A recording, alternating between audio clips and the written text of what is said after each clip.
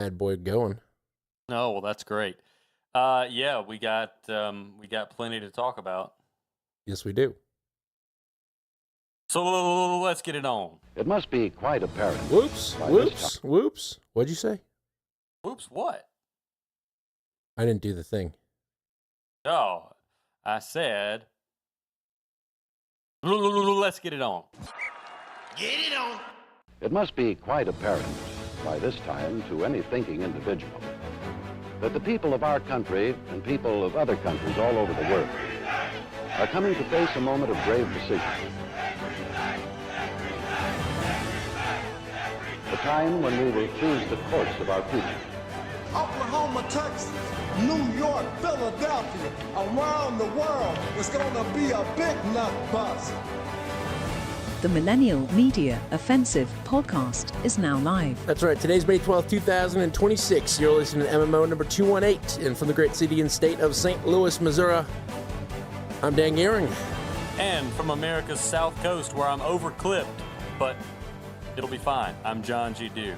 I'm happy you're overclipped. I'm probably underclipped myself. Yeah, I just Go ahead. The YouTube recommendations were just on fire. The algo is this hitting. week. It was. So I get this thing where I'll be watching these videos back to back, just like you're talking about. Algos are hitting, and you're like, this is great. And then all of a sudden it'll be like this video of a guy eating a bunch of food, like beating a food challenge at a restaurant. And, Well, the proper way to do this is you find a video that's a good starting point. Before you watch it, that's the key point. You don't watch the video. You pause the video if you have autoplay on like I do. You pause the video and then you scroll through the recommended videos on the sidebar, opening those up in a new window. And then you keep doing that for every video until you get to the end when you've seen nothing interesting for each video you've opened. until your computer has a kernel panic because you got 120 tabs open. Yeah, but I use side tabs, so it's fine. Yeah. But you're watching this, and then all of a sudden YouTube's like, well, you've watched a lot of these news stories about Azerbaijan and Turkey. You must want to watch this guy try to eat a 40-pound hamburger. It's like, okay, I kind of do, actually. I could use a little break. But then, you watch probably 40 minutes of hamburger eating videos, and you're like, oh my God, where has this night gone? Am I still married? Did my wife divorce me? Well, I got sucked into this hole. Who knows? You never know. Well, I'll allow you to speak for yourself on that front. How are you? But yeah, I feel like I'm good. Good. I'm good. Just pretty standard week. Everything's good. It was Mother's Day, which was a lot of fun. I had a lot of fun too. Yeah, I felt pampered. I feel like all the mothers in my life were happy, so that makes me happy on Mother's Day. I feel like I did a good job. Good. Same here. Cooked food with the father-in-law, and I was laughing. I don't know, my sister-in-law and just the family dynamic with the in-laws. We were all laughing hysterically. It was a good time. I actually cried. I was laughing so hard. That's good. Yeah. But what'd you get the wife? What did I get her? Yeah. I'm gonna take her out for a nice restaurant, but I wrote her some very long sappy cards.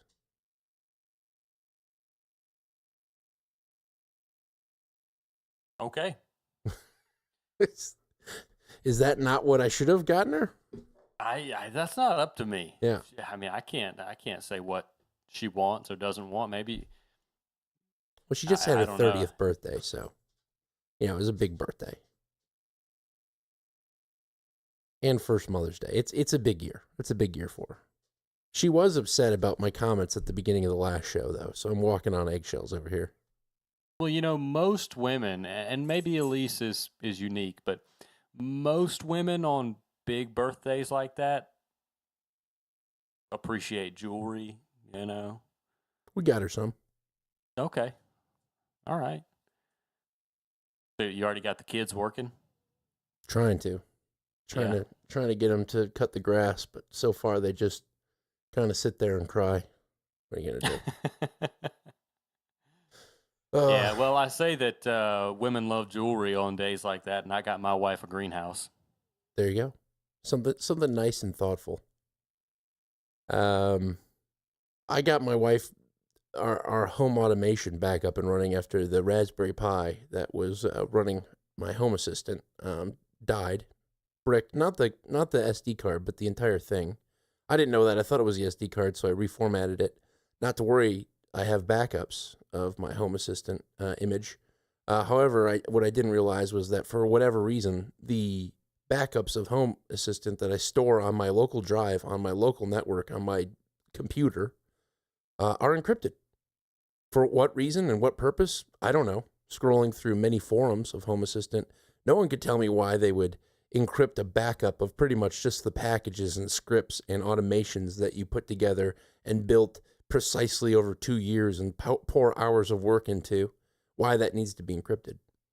So I had a pretty bad Thursday, I would say. Yeah, it sounds like you lost a lot of valuable information that Claude did for you. No, this was a lot of it was before Claude, and I had a lot of cool automations. You can ask Cotton Gin. I was able to have computers, hook up to just a lot of different unique stuff that is not baseline Home Assistant or turning on your lights, that kind of thing, and it's all gone. Yeah. Wow. Yeah. I knew you had done a lot of that and that you were happy with Claude's ability to assist you, but I didn't realize you had done some of it solely PCE, pre-Claude era. Yeah, I did a lot of it myself. And so Claude didn't have it in memory, no one had it, so I had to roll up the sleeves and try to remember everything that I had. So it's not quite as good. You delete your chats with Claude? No, so some of them it's not weren't chats. in chats. They were like legitimate yeah. scripts and automations of tools, and it was just like devastating because like I don't know, man. It was like one of those things where you get it and you're like, this is awesome. I love this, and then it goes away and you're like, well, I guess I have to turn off lights by myself now, vent my own garage. So. Well, you're just.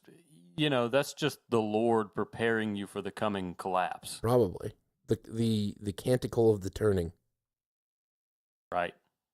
So, yeah, that was right. I was not a happy person to be, or it was not fun to be around on Thursday. Well, it's funny. The Republicans in the United States of America finally find out how power works and discover that they have these things between their thighs that allow them to exercise power effectively. And once they discover that, then we're going to have an entire system collapse. So it doesn't even matter that they've figured out how political power in our system works. But we can revel in it for a little while until the society actually collapses. And what I'm referring to here is the willingness of Republicans to pursue these redistricting efforts. Yeah, I have been keeping up a little bit on this.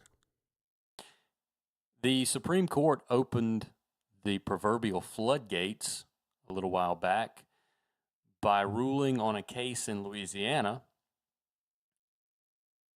And I think the first clip I actually think the first clip I have is going to address an Alabama ruling that came down the pike after the Louisiana ruling. So just in case we don't get any background on the Louisiana ruling, the Louisiana had a district map, a federal congressional map that featured 2 black districts. And if you're familiar with this map, I don't know if you can pull it up quickly on the stream or not while I talk, but it looked like a snake going through the middle of Louisiana from the northwest corner down almost to Baton Rouge. It's in the New Orleans area for those of you who aren't familiar. So slicing through the state Yep, was this these two districts that basically cobbled together enough urban population while excluding enough rural population to create majority black districts. The Supreme Court said what you're doing here is districts for the sake of race, and that's unconstitutional. So now you have a lot of other states. Surprisingly, to my initial point, Republicans are saying, hey, here's an opportunity, let's take it, instead of just saying, we actually take the high road and just wait for Democrats to do things around here, and then we follow closely behind the Democrats while proclaiming victory all along. The Republicans seem to be, of course, spurred on by Trump. They seem to be taking up the mantle of doing something. Now, again, it's a shame that the system is going to collapse soon, and it won't matter. But let's start off. Again, I wanted to give the background on the Louisiana ruling because this first clip is Alabama ruling. CBS, they may go back into the Louisiana details, but I'm not sure that they do. After the Louisiana ruling, states like Alabama came along and said, hey, we can do this too. So here's the Alabama ruling clip from CBS in the redistricting folder. The Supreme Court Monday lifted a mandate in Alabama that required the state to use a congressional map with 2 majority black districts. The ruling means the state can use a 2023 drawn map that only has 1 majority black district. Alabama is just one state looking to join the redistricting battle after the Supreme Court struck down Louisiana's map. The High Court said it relied too heavily on race when it drew a second majority black congressional district. Louisiana's 2 Democratic representatives, both black men who are at risk of losing their seats, have condemned the Supreme Court's decision. When there's a voting rights seat created, it guarantees a black an election. No, it doesn't guarantee a black anything. It just gives a black an opportunity to win an election. And that's why they even passed the Voting Rights Act. It's devastating. I mean, it is a direct blow to the Voting Rights Act. It's a direct blow to one's ability to exercise their basic freedom, and that is to cast a vote for the person of their choice. I don't understand that. Can you no longer vote for the person of your choice if you're black and in one of these now non-black districts? If I were to play devil's advocate, the argument is that the person of my choice will no longer be nominated. But if you never had $1 million, how do you know what having $1 million is like? It's kind of a non-starter argument, but basically it's just the argument that we had it good, it was unconstitutional, we'll never admit that, but now it's being taken away, and we're gonna cause a scene about it. And the argument is that it is taking away voting rights, and that there's no way to justify that argument, but they're still going to say it. Well, it is approaching summertime, so it's the perfect time for racism to be back on the menu. Yes, we're gonna have sit-ins. Oh, Sit-ins boy. are back, baby. Where's Rosa Parks when you need her? Come to the sit-in and join us for the fire hose party. The fire hose party. Terrible. Are you just talking about? Never mind. I'm not. Have you seen these flyers going around for the block parties? I actually just got a flyer for a block party. I haven't seen the flyers going around for a specific block party. Yes, but you're not familiar with the style that I'm talking about. No. We received an email week before last with an example of these. I'm going to forward it to you. I just can't help my entertainment-centric mind can't help but imagine the sit-in being promoted via one of these posters. Let's see, where is that? Here we go. I'm going to forward this to you. Yes, it is. These a flyer like this one. Obviously, it's created. Well, I don't know. It looks like it may be a Canva design, but the flyer that's in this email that I'm about to send you has been going around in different variations based on different localities. So, you have a Jackson, Mississippi has the same style of flyer. Atlanta, Georgia, same style of flyer. You see it everywhere, to the point where I have a fraternity brother in graphic design, filmmaking, the filmmaking world, and he has openly castigated these as a black man himself, which I find very funny. Oh, the Sunday Fun. I do remember this email now that you say it. Yeah. But these style of flyers are in vogue right now. So we really need to corner the market on the sit-in, the sit-in advocacy or advertising. I'm joking, but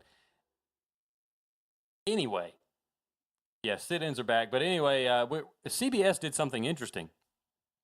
They brought on a black fellow to express his support for the Supreme Court's ruling. And this is Jason Riley, and the clip is Jason Riley in support, CBS.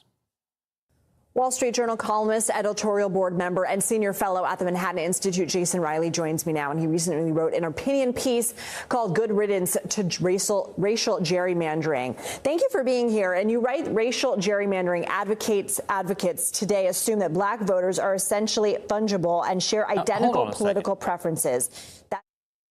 Have you noticed that she can't talk? What do you mean? Just run the clip back and listen to her stumble over this entire segment. Fungible.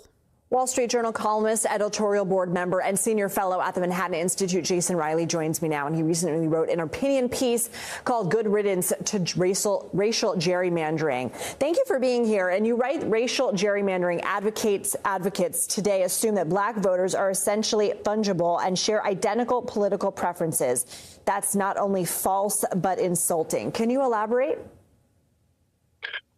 Sure. The thinking behind racial gerrymandering today is that black candidates can't get elected because whites won't vote for them. Therefore, we need to racially gerrymander voting districts so that there are enough black constituencies to elect black officials. I think this thinking has been out of date for some time. We had nearly 20 years ago a black president elected in a majority white country, and then he was reelected. And that's a good point. In 2008, Barack Obama outperformed both Al Gore in 2000 and John Kerry in 2004, in 2004, I'm sorry, among white voters in southern states, including Texas, the Carolinas, Georgia, Virginia, and so forth. We've had black mayors of majority white cities. We've had black governors of majority white states. So I think this whole thinking behind the Voting Rights Act and racial gerrymandering that suggest that that only black officials can represent black constituencies is way out of date. In fact, today, most of the members of the Congressional Black Caucus do not hail from majority black districts. I can hear the calls of Uncle Tom now. Yes, the last one was a better point to me than the Barack Obama point.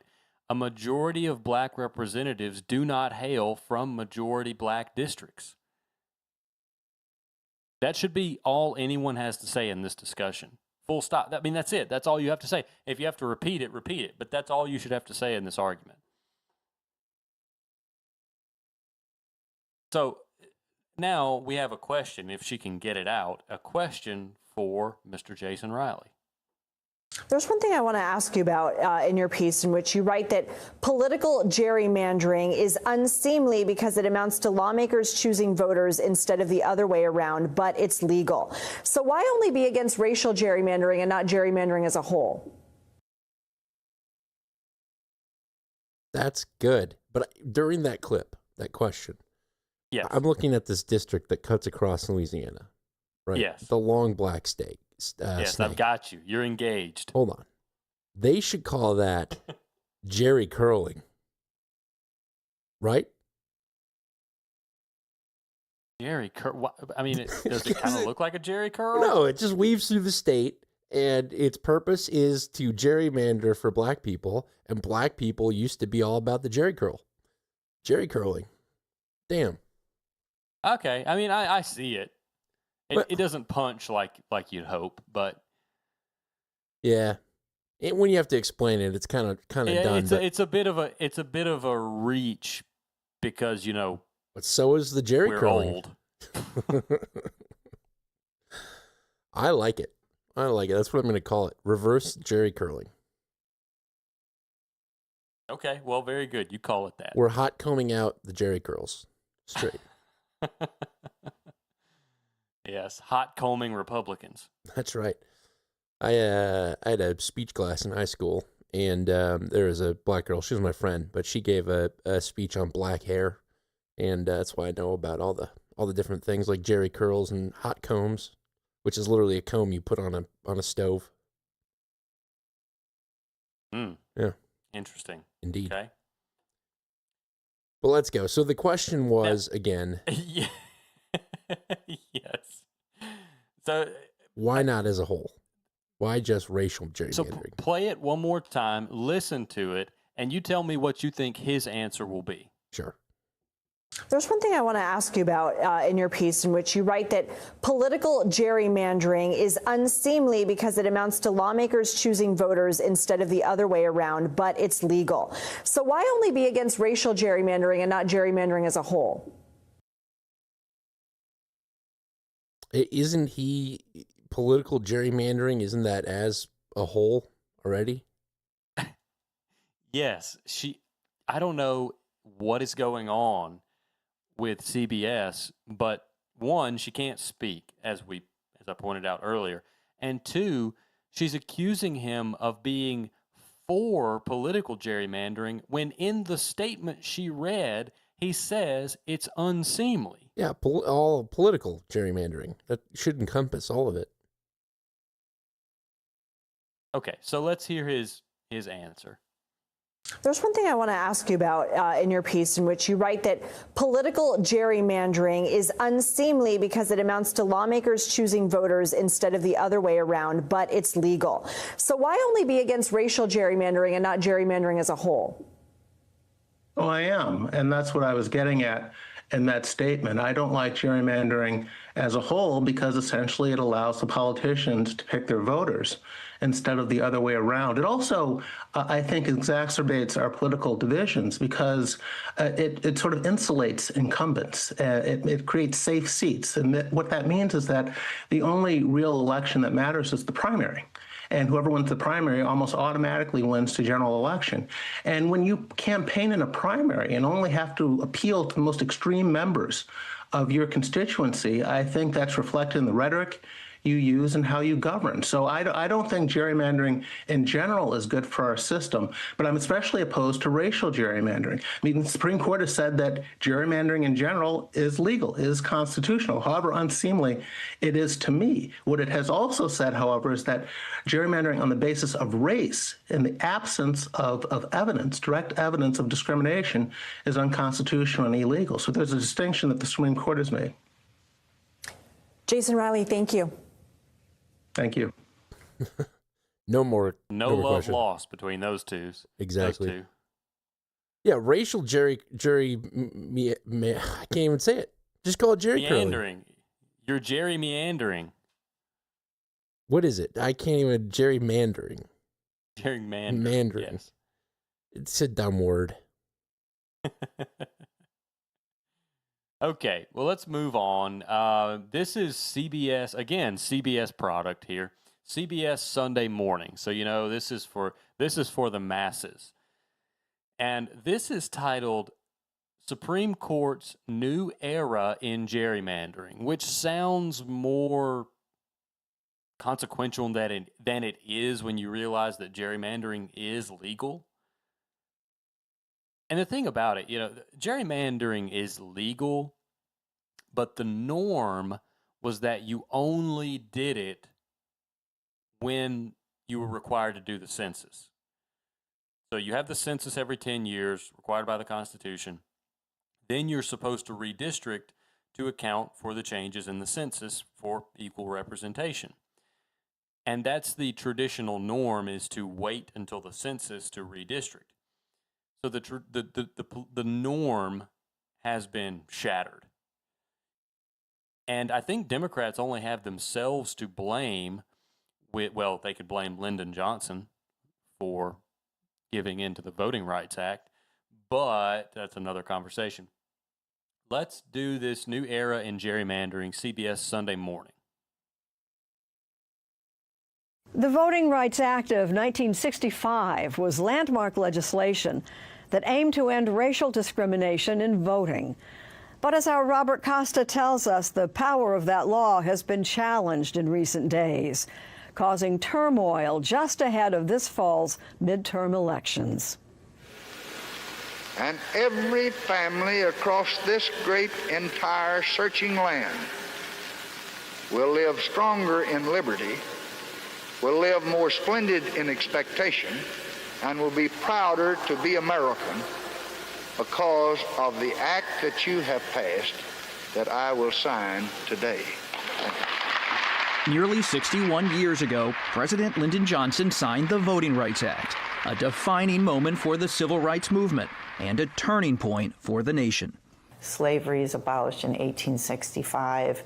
In 1870, the 15th Amendment is passed, intending to guarantee black men the right to vote.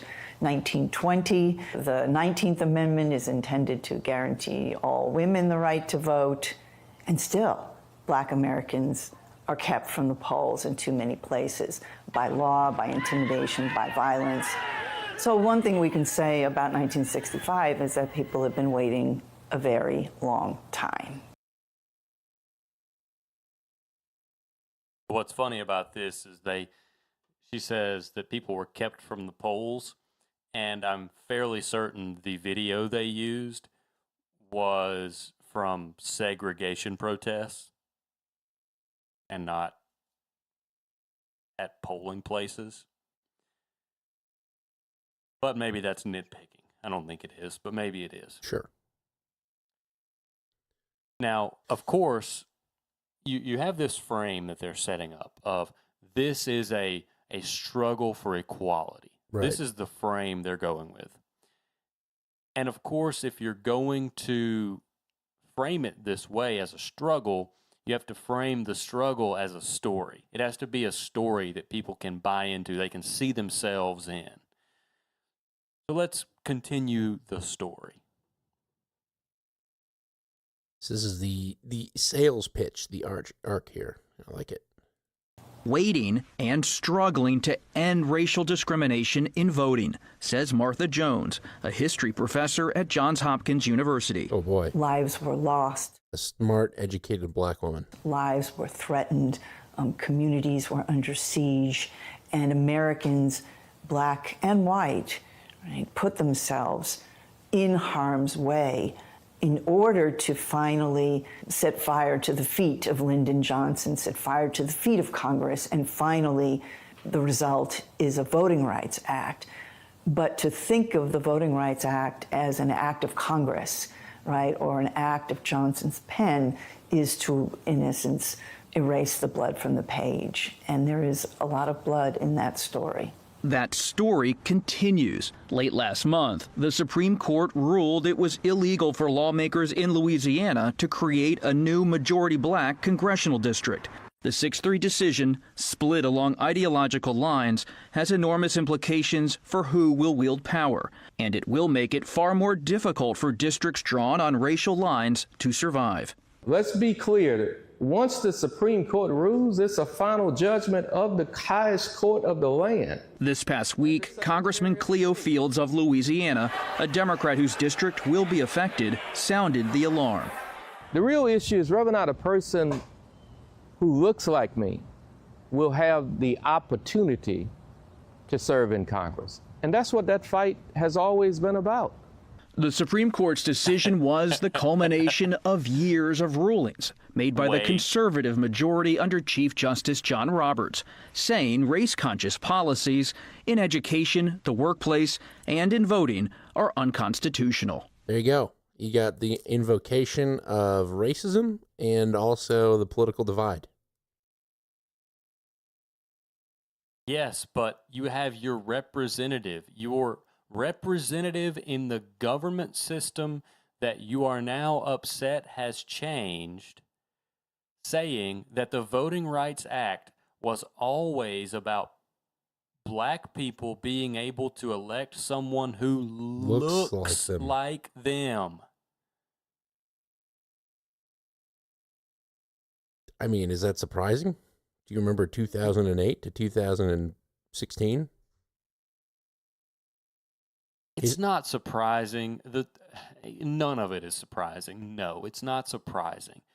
But I want to make sure that this is getting through, that people aren't just hearing these reports, and because it's coming from CBS, because CBS is airing it, and because it's coming from a representative, just taking it and saying, well, that must be right. It says right there in the Voting Rights Act, black folks should be able to elect somebody who look like them. It says it right there. That's what it says. Yeah. They promulgate the left-wing point of view, and the left-wing argument in this case has been the same one for the past 20 years. That's racist. And that's all you need to say. You shut down probably 70% of the opposition by that single phrase. That's racist. Well, I can't support that. That's racist. Boom. Now, again, why don't you tell us about what the Voting Rights Act was actually for? The Voting Rights Act was to prevent discrimination in gerrymandering and redistricting. And this is a direct discrimination on a basis of race. Yes. That's what the Supreme Court said. Yep. You're drawing districts to ensure a black majority, which is equivalent to drawing a district to ensure a white majority. Right. And he effectively said that's the whole purpose of it. That's the whole purpose. Yes, the whole purpose was the racism. Sure. Maybe it was the racism we made along the way.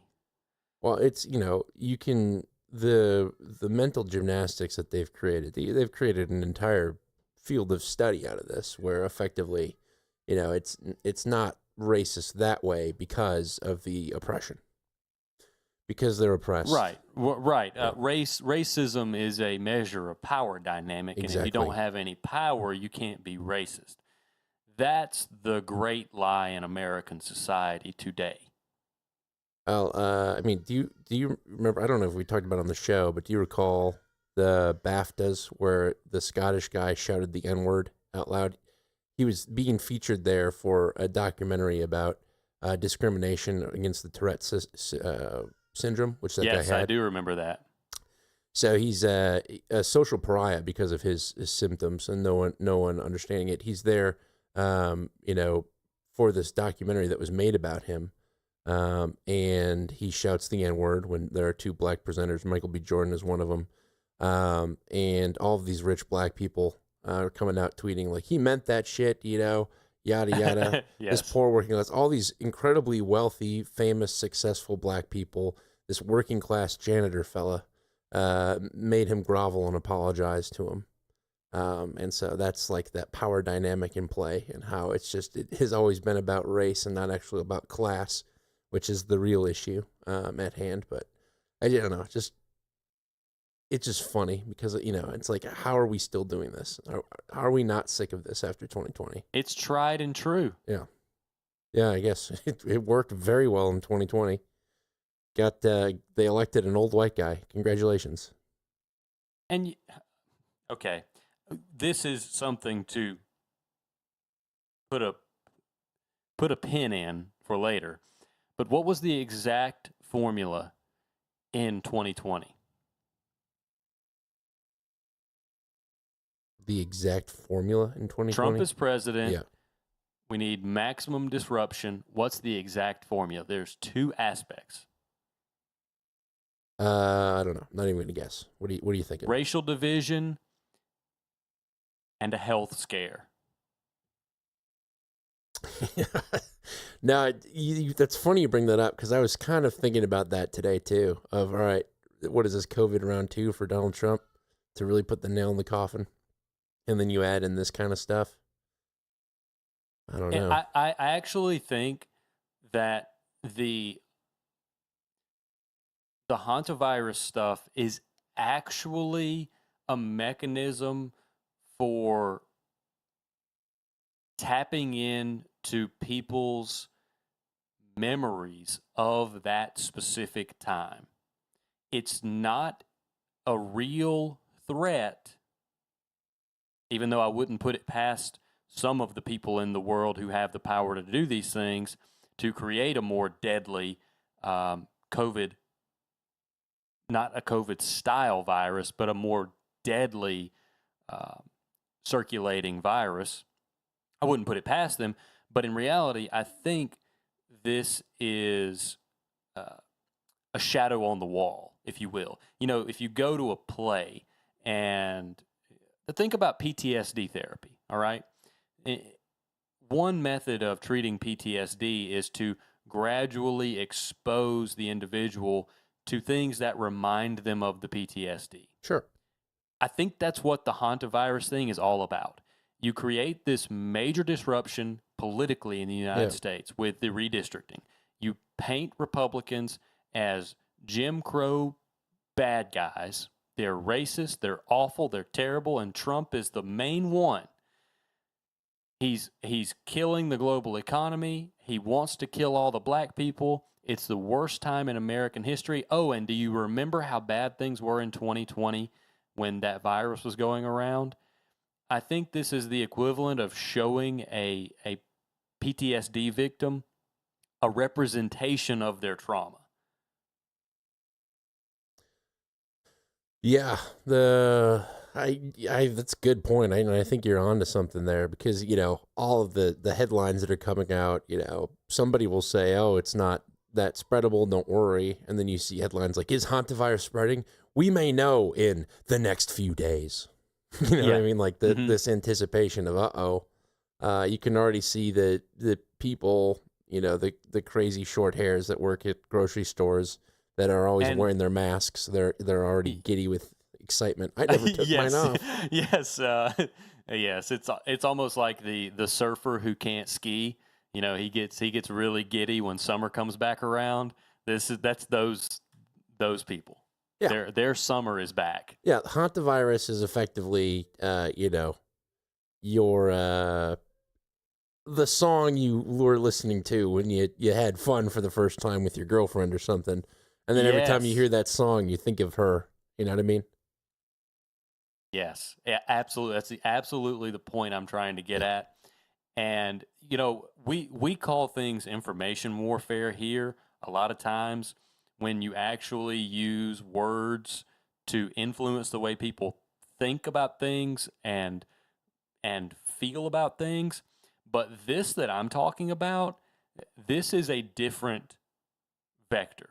This isn't information warfare. It's carried out through an information channel, but eliciting memories, PTSDs on a societal scale with basically representation. I never will have any way to prove it unless we're able to look back and say, wow, that got crazy, and it got crazy for seemingly no reason. If we're able to look back and say that, and you know the globalists come out smelling sweeter than they do right now, then maybe we can say, okay, there's some evidence here. But we'd probably never be able to prove it. But this, if this is what's happening, if this hantavirus is being held up to cast a shadow on the cave wall of your mind to remind you of how scared you were during COVID and to activate you through that fear, that is high levels of psychological manipulation.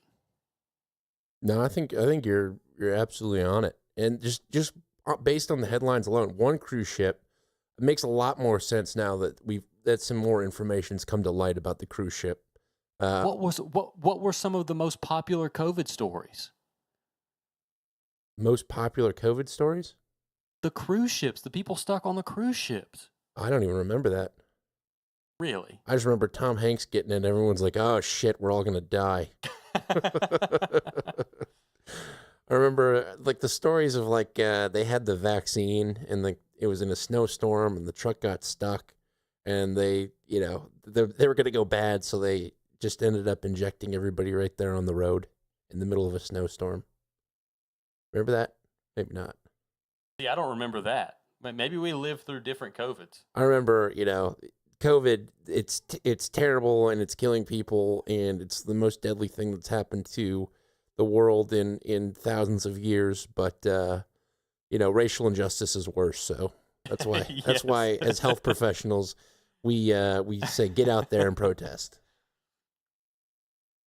Yes. Well, let's get back to this racial injustice of today. Let's not dwell on ancient history anymore. The racial injustice of today is we have to continue the story. Now we're going to hear probably the most uninterested, not uninteresting, but uninterested conservative perspective CBS could find for this segment. From a conservative perspective, what does this decision mean, not only in terms of the law, but for American democracy? I think this is one of a series of, frankly, good decisions by the court that is saying racial discrimination is wrong. But many black Americans I've spoken to in the South, they say they don't see how this is played out as racial discrimination, but an ability to have representation. Yeah, well, I think they're taking the wrong view of that. Hans von Spakovsky is a veteran conservative lawyer appointed to the federal John Jacob Jingleheimer Schmidt, what was his name? ability to have. Yeah, his argument is basically, well, they're wrong. Yeah. Here to argue the conservative point is the largest sweater vest you could find. His name is proof of it. Hans von Badonsky or something. Let's hear it again. I was not expecting that. Representation. Yeah, well, I think they're taking the wrong view of that. Hans von Spakovsky is a veteran conservative lawyer appointed to the Federal Election Commission by President George W. Bush. Von Spakovsky's views are aligned with the recent majority opinion written by Justice Samuel Alito, which says that using race to draw election maps is unnecessary and unconstitutional, but that using politics to do so is just fine. That's part of what the Supreme Court has called the hurly-burly of politics. What is the hurly-burly of politics? The hurly-burly. You described the hurly-burly as Hans von Spakovsky. Politics is that we have basically an open market where people compete with what their ideas should be. But anybody who thinks we're ever going to get gerrymandering, partisan gerrymandering entirely out, that's just not going to happen. We've had it since Elbridge Gerry, the governor in Massachusetts, did it in the early 1800s. That's where the name for it comes from. Just out of the sheer amount that I laughed at that would be clip of the day from me. Here to explain the hurly-burly is Hans von Spakovsky. I don't guy. even know if I got that right. I mean, I just want his name to be the title of the show. Well, get someone to look it up and submit it to the title list. There you go. Someone do that. It should be Hurly-Burly Pakowski. In this corner. Hans Vons Hurley Curly Spakovsky.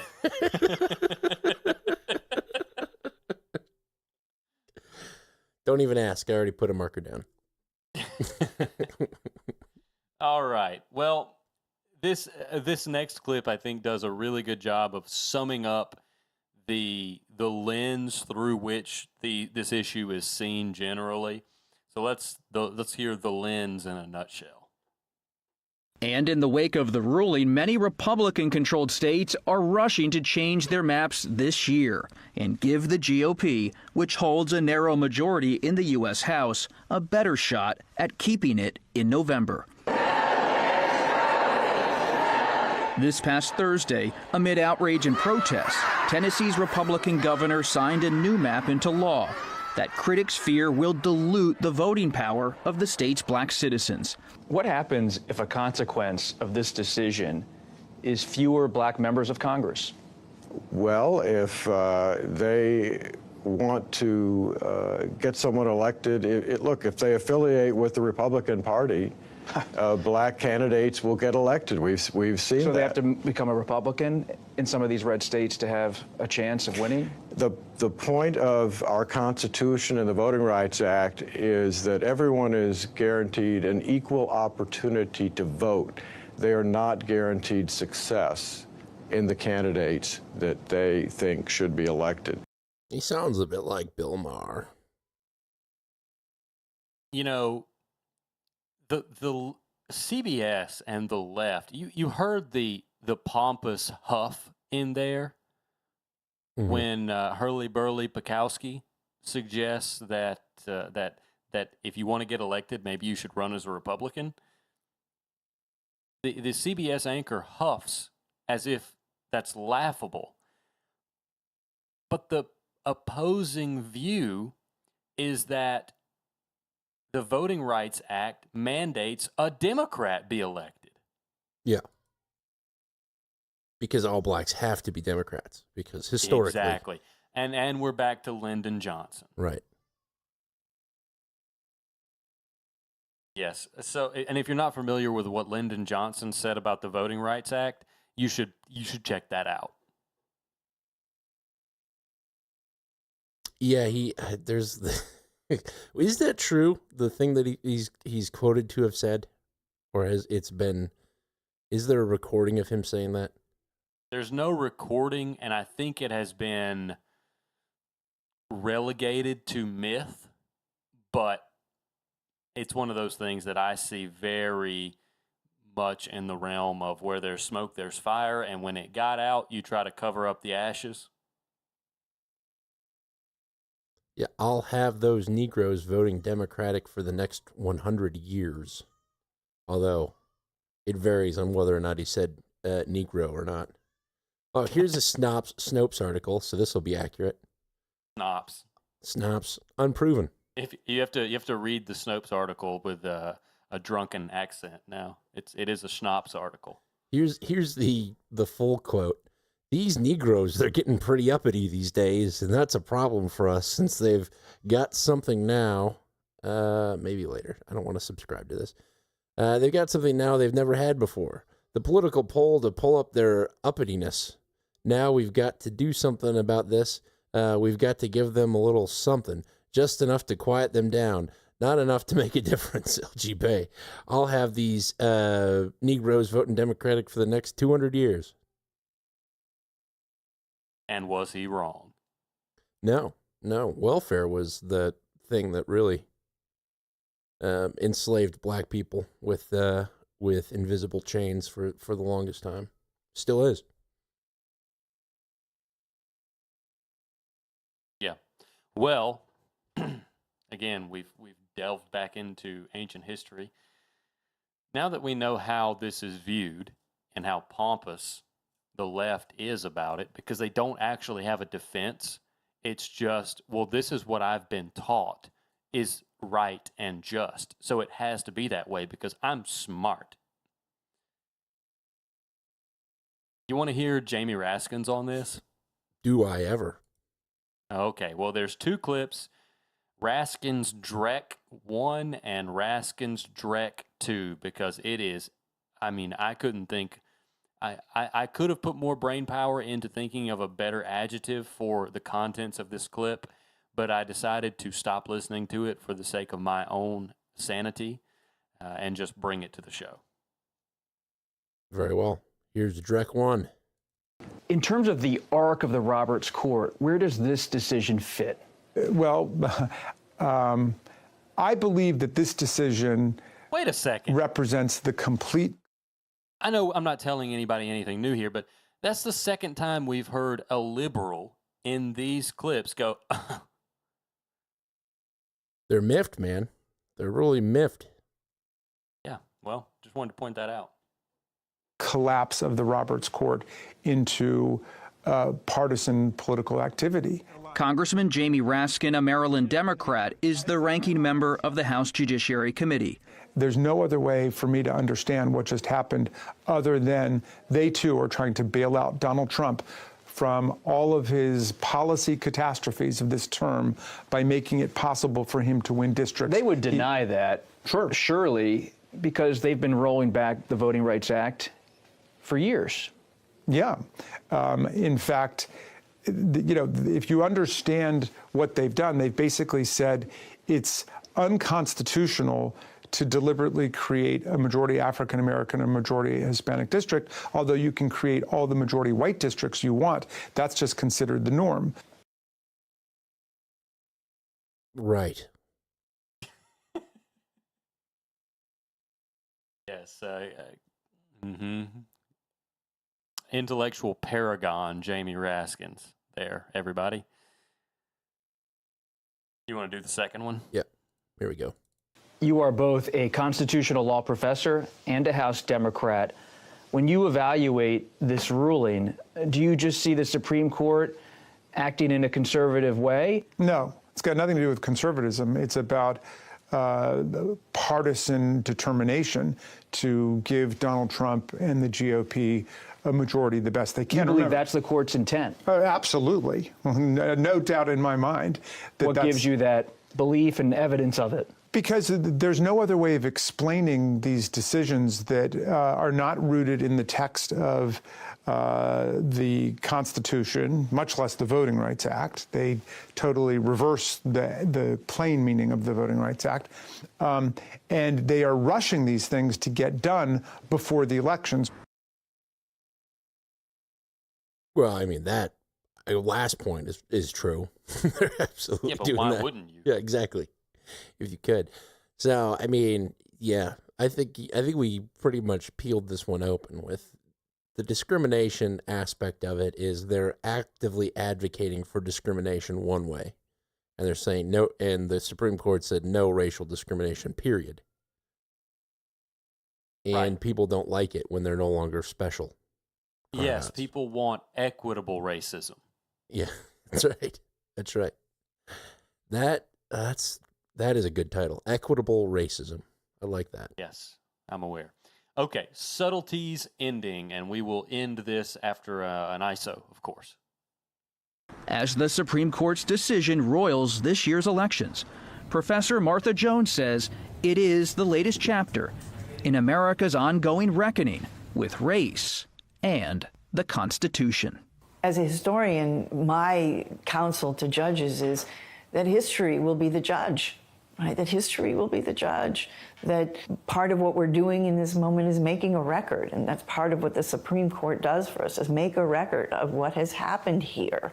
Only history will tell us, in some sense, what it meant, what its long-term consequences were for Black Americans, yes, but for American democracy. I think anyone who is a party to what is unfolding at the court now is wise to be humbled because they won't always control the narrative, but history writers will. History. I find that writers hilarious. We have to wait for the history books to be written in order to understand if this is good or bad. But it's bad. Well, no, what she's doing is threatening them. Yeah, pretty much saying you'll go down in history as a historian as a racist. No, what she's saying is we will slander you. That's what I'm saying. You will yeah. go down in history. I'm a historian. I write the history as a racist.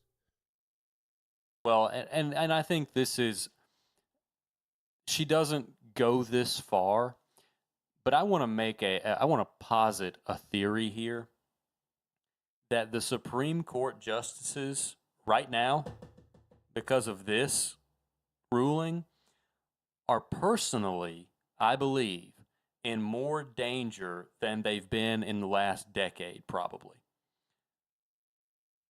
Assassination attempts on the Supreme Court. Do you think Charlie Kirk was really killed because he spit on trannies, or because he was the greatest mobilizer of the Republican, especially Republican youth, electorate in modern history? He got Trump elected. Yes. Yeah, that's why and his he was enemies knew that.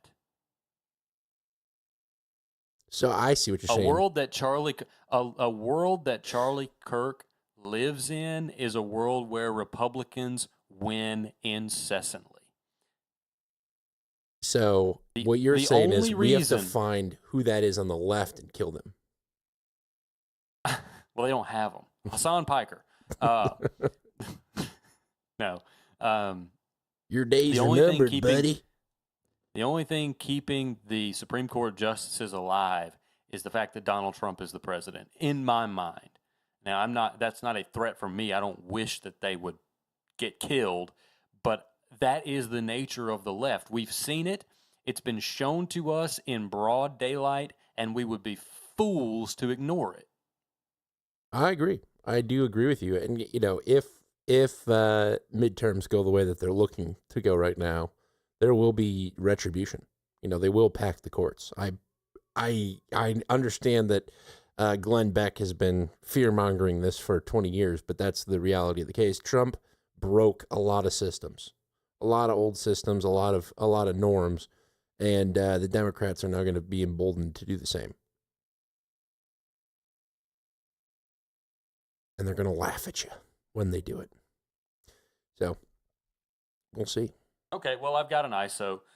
This is probably not going to be a great ISO, but I had to pull it anyway. Put your constitutional lawyer hat on. I've misplaced mine. Okay, should we talk about the second prong of the fangs of the left? Yeah, the health virus. Mm-hmm. The health scare. I do believe we should. I see you've got a really healthy segment on it, too.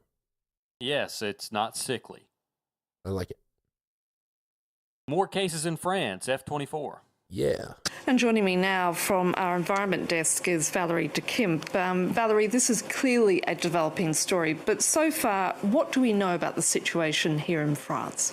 So 5 French nationals, as you were saying, were on board that ship and are now being treated at a hospital north of Paris, Hôpital Bichat. Their health is being closely monitored. They are in quarantine for 15 days, but could remain in isolation for 42 days if deemed necessary. Now, one of those passengers, a French woman, has now been tested positive for hantavirus. She developed symptoms on the plane, a plane that was specifically chartered for those 5 French passengers. Her condition got worse, and she tested positive this morning. Now, you also mentioned 22 other French nationals who have been ordered to self-isolate. Who are they specifically? So 8 people traveled on a flight from the island of St. Helena in the Atlantic Ocean, and 14 other passengers on a flight from Johannesburg in South Africa to Amsterdam. So those are not people who were in contact with the French woman who has now been tested positive and who is at hospital. Those are people who traveled on planes. And where the story gets a little bit tricky is that passengers who were traveling on the cruise ship, about 29 of them from 12 nationalities, were allowed to disembark from the cruise ship on April 24th after the first fatality.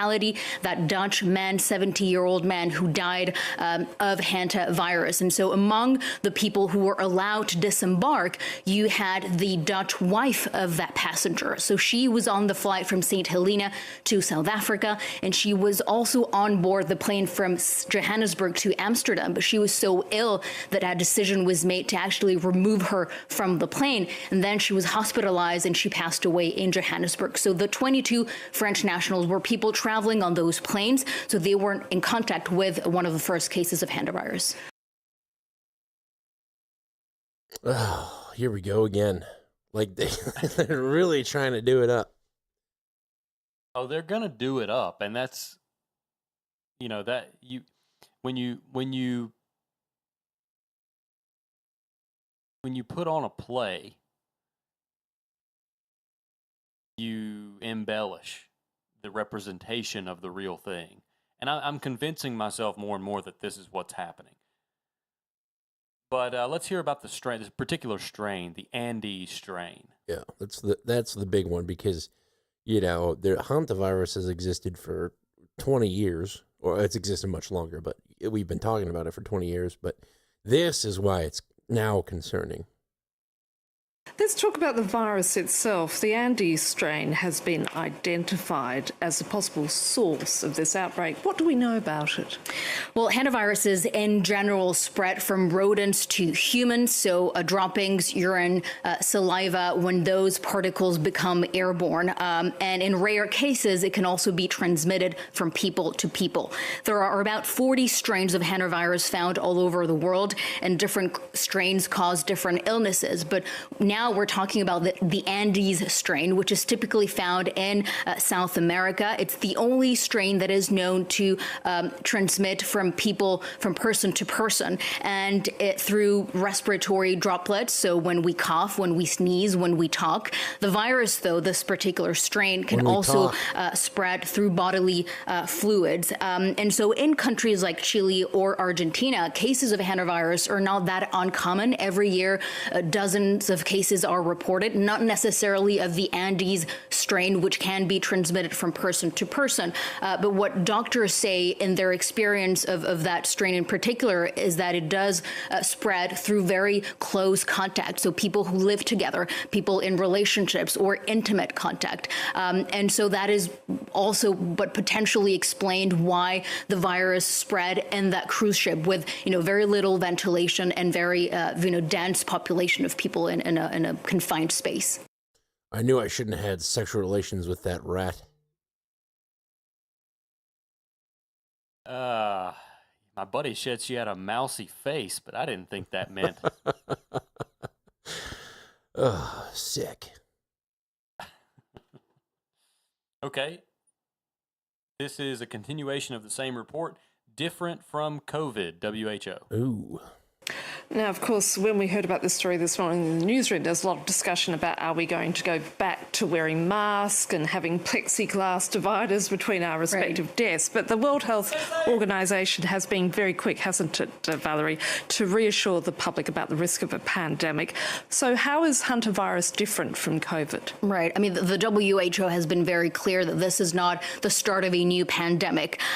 What we know is that hantaviruses, they do have a high fatality rate, so ranging from 20 to 50%, which is a lot higher than what we know of COVID, which is about 1.7% fatality rate based on numbers that we have from 2020. The big difference, apart from fatality rates, is the transmission, the rate of transmission. And so COVID-19 resulted in a pandemic because it is extremely transmissible.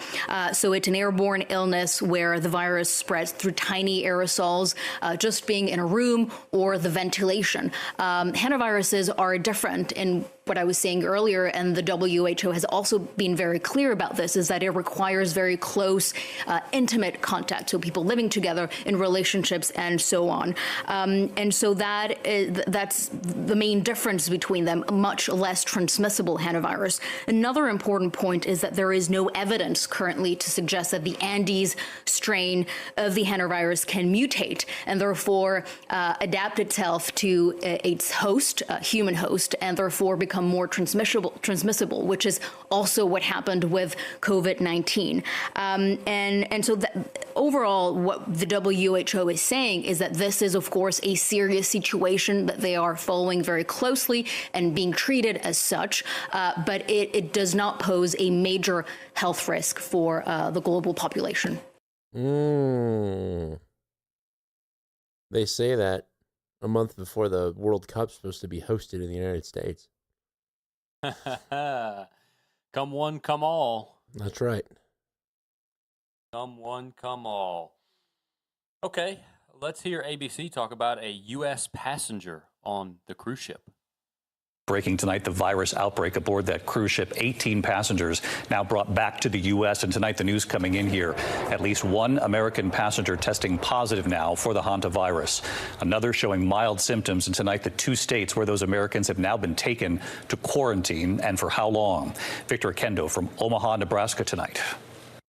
Tonight, 18 passengers from that cruise ship at the center of the deadly hantavirus outbreak back on U.S. soil. 2 in Atlanta's Emory University Biocontainment Unit and 16 at the University of Nebraska in Omaha, where the first American to test positive for the virus has no symptoms but is now inside this special biocontainment unit. Another 15 passengers who have not tested positive in quarantine, where they will be watched for any symptoms, including 3 people from New York. Let me be crystal clear. The risk of hantavirus to the general public remains very, very low. The Andes variant of this virus does not spread easily, and it requires prolonged close contact with someone who is already symptomatic. In Atlanta, another passenger who developed symptoms on the flight home, arriving with their partner at Emory University Hospital. Passengers in the U.S. will now be screened. Those without symptoms can choose to quarantine for the next 6 weeks or self-monitor at home, but officials said they won't be on airplanes. Once a patient is cleared, they're asymptomatic and they want to go back home, will they be put on commercial flights? As far as I know, there is no plan for any commercial travel for any of these patients at this point. Will they be put on private flights? I don't know. Charter flights. Will they have to rent a car?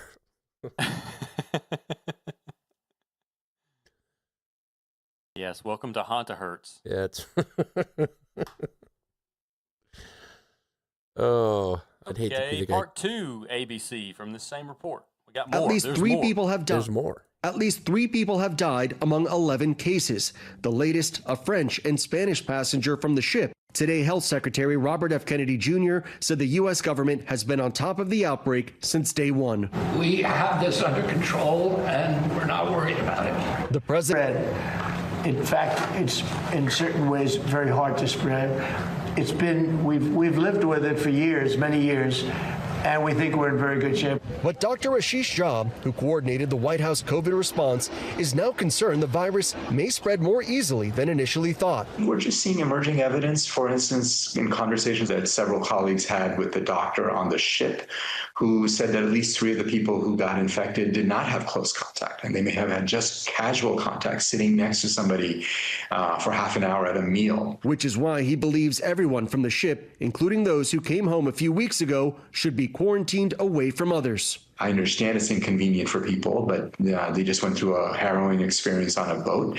I think a period of quarantining and observing everybody very closely is the right way to go. Hantavirus can kill up to 40% of patients. A week ago, Jake Rosemarin, the first passenger to open up about his fear as that deadly outbreak was spreading. All we want right now is to feel safe, to have clarity, and to get home. Tonight, Jake sharing this update from quarantine, saying he's doing well, thanking his medical team in Omaha. David, we're outside the National Quarantine Unit in Omaha, where these 16 passengers are being closely monitored. It was a harrowing journey as they were evacuated from the ship and flown straight home. Those inside the quarantine unit will be here for the next few days. Once clear and asymptomatic, they can return home. David? Let's hope they're all okay here in the days ahead. Victor, thank you. Yes, I'm Batman. I heard something like in Switzerland, there's like a mandatory quarantine period for this guy for like 7 weeks. Yeah, because hantavirus can incubate for unknown amounts of time. I would be so pissed Like, you got to stay here for 7 weeks. Well, that's an interesting. First of all, was the flight harrowing? Was it actually a dangerous flight? No, they're just on the plane. And yeah, you're just on the plane. You're wrapped up in garbage bags on a plane. Did you see the passengers getting off the plane? Yes. It was my like, oh my God. gosh. So kind of a little bit of a sidebar, but a funny story is Elise's grandma was a nurse, and she ran, or her hospital system put her in charge of like this new STD clinic. So it was sexually transmitted diseases. It was like a special unit. And Elise, Thanks, I didn't know. well, so Elise's grandma or grandpa made her take a shower every night that she got home after she worked there, just in case. That is funny. I thought that was hilarious. Yeah, you better shower off there. To the point you were about to make, though, on the involuntary detention, because that's what this is. In America, you could leave. You cannot be held against your will without being charged with a crime. Right. But I feel like I'm very much, sucks for you, but It's like red lights. You don't have to stop. well, you do. No, you don't. I guess you don't. You don't have to follow the lines on the parking lot or the ones that are on the road either. But No. you should. I mean, a red light's not even a good example because the law is you have to stop at the red light. Yeah. There is no law that because a doctor says you have a mouse virus, you can't go home. Yeah. Nurse, he's growing the ears. There's a story at the onset of COVID where this family had gone to Italy and they came back. It was here in St. Louis. And then it was like the daughter's senior prom. So instead of quarantining, they went to like the prom thing and took photos and got everyone infected. It was a bigger deal at the beginning of COVID when, all we had to go on was that video of the guy in China just dropping dead on the streets.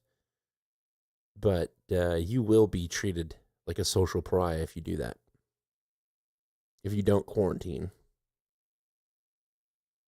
So what? I'm just saying, man. I don't want to quarantine, but if it's not having to live through that experience again, which is probably the point of this whole news story, to your point earlier, is to scare everybody into this. But, if we can cut the head off the dragon before it becomes a dragon, we should do it.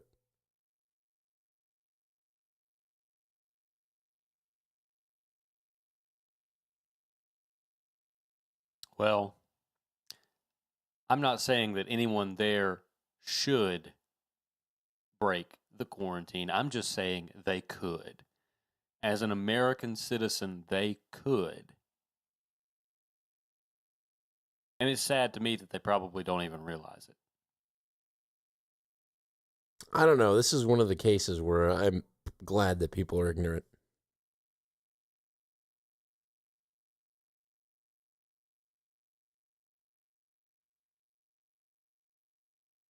No, you're not on board. I'm a proponent of nature taking its course. So you're not gonna we're not gonna see eye to eye on this one. I don't think. Well, I wear glasses, so are you saying I should be dead? No, but I am saying you should put a marker there for that. Okay. France 24 does their truth or fake. Yep. And I think we should do this part before we get into the MS Now clip of the privileged scientist who spoke to one of the doctors on the boat. So let's hear a rundown of the conspiracies that are out there about hantavirus. If one of them is having sex with rats, I'm saying I called it. And up next, we have Truth or Fake, our daily fact-checking segment, and Vedika Bahel is here in the studio with me. Hi, Vedika. Hi, Monty. So we're staying with the hantavirus, which, as we've covered now, has 7 confirmed cases. 3 people have died. And since this outbreak began, conspiracy theories about the virus have really been swirling. Talk us through some of them. Well, that's right, Monty. And as we saw during the COVID-19 pandemic, the only thing that spreads faster than a virus is misinformation. And the hantavirus is no exception, because with just a few confirmed cases, conspiracy theories are being fueled on and pandemic, or what conspiracy theorists are calling a plandemic. And that's in reference to a Are calling as if that was a new thing. We've been saying plandemic for years, lady. Title of a pseudo-documentary from 2020 that spread fake news and false claims about the coronavirus. Now, one of the first big names to react to the hantavirus was far-right commentator and known conspiracy theorist Alex Jones, who posted, "Lockdown alert, globalists launch COVID 2.0. Now, there's also a former Trump and MAGA loyalist and fellow conspiracy theorist Marjorie Taylor Greene. She was one of many who falsely claimed that the hantavirus is a biological weapon unleashed by pharmaceutical companies to poison people with their vaccines. She was also one of many to falsely claim that the anti-parasitic drug ivermectin can be used to cure and treat the hantavirus. Now, many US accounts in particular alleged that the goal of this plandemic was to affect the US midterm elections coming up in November, and that in the event of a lockdown, voters would therefore be required to vote by mail, and that opens the door to potential fraud. And as we've seen displayed by Donald Trump and his supporters, they believe that it's in fact this voting method that led Donald Trump to his defeat in 2020 to Joe Biden. So, Monty, overall, there is a lot of misinformation being shared here about this virus, just as we saw with the COVID-19 pandemic as well. Yeah. And the Democrats agreed after Kamala lost and there was a million less votes. They go, hey, where did those million votes go? And then they said racist. But I want to point out, before it scrolls by, Eric Pepe came up with the best, and he calls it the midterm variant. The midterm variant is approaching. Yes. All righty. That's pretty good. That's good. That's good. Okay. I knew I had another clip here in this conspiracies section, or this segment. There's a clip in there called COVID shot causal link. Now, they saved this one till the end, and I'm not sure why, but I've seen this one more than anything else. Right. I haven't heard any of the plandemic stuff yet. I haven't been looking for it, but COVID shot causal link. Well, you mentioned the anti-vax movement. Another false theory on the rise is that hantavirus is actually caused by the COVID-19 vaccine. That's right. Multiple viral social media posts falsely claimed that hantavirus was listed as a side effect of the COVID-19 vaccine created by Pfizer BioNTech. They shared a screenshot from a Pfizer document which makes reference to hantavirus pulmonary infection. Now, I want to say this is a real document, but what it is being shared here is certainly misleading. This is from the appendix of a document titled List of Adverse Effects of Special Interest. Now, this is not confirmation that the Pfizer vaccine causes hantavirus pulmonary infection. In fact, the document lists any medical events experienced by a person during the study period of between December 2020, which is when the Pfizer vaccine was first authorized for emergency use, and February 2021. And all of these are listed regardless of whether it was related to the vaccine or not during that study period. So simply, these are just potential medical events that Pfizer would consider special interest if they occurred during the study period of vaccine trials that researchers want to monitor closely. They are not conditions caused by the vaccine. There's no causal link to vaccination. Any actual adverse effects are published in Pfizer's product leaflet, and hantavirus is not mentioned there. So overall, this is very much a misinterpretation of a Pfizer document, again, with no scientific backing behind it. Falsely claimed.